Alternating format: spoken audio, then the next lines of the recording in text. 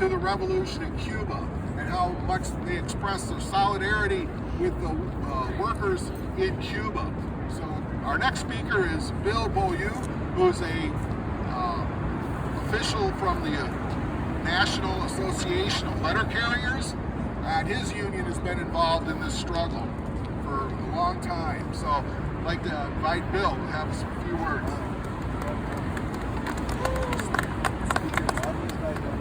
Hey everybody. I am not currently I have a position in the National Association of Letter Carriers, but I was a representative for 33 years, fighting with management. They only talked about solidarity.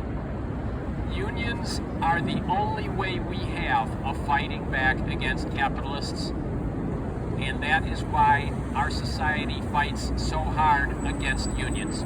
In Cuba, 98% of the workers are unionized. In the US, it's a tiny bit over 10%. And most of that 10% is in the public sector, federal, state, and local government unions.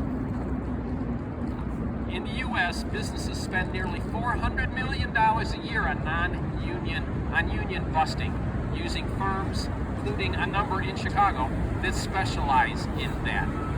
They teach companies how to not have unions. They teach companies how to keep taking advantage of their workers. But let me deviate a little bit and say that I think it's ironic that the U.S., which is a principal sponsor of state terror in this world, would denote anybody else as a state sponsor of terrorism.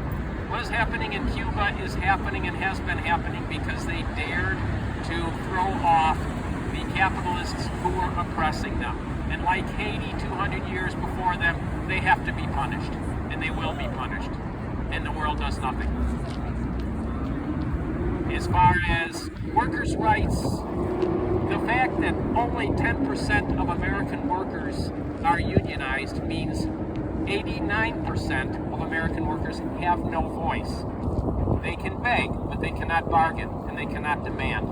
And that is why we have such wage inequality, and that is why we have such social stress right now. It isn't people are lazy, it isn't times are hard, it's the richest 1% have far more than they're ever going to need, and they do not want to give it up. And unions are the only way to deal with that. Cuba understands that. That's why Cuban workers are unionized. That's why they get 30 days of vacation a year guaranteed. That's why they have family leave, maternity leave, things that most American workers do not have. The average American worker gets 10 days of vacation a year. Think about that. And that is why we've got to stand with Cuba, and that's why we've got to learn from Cuba. Thank you.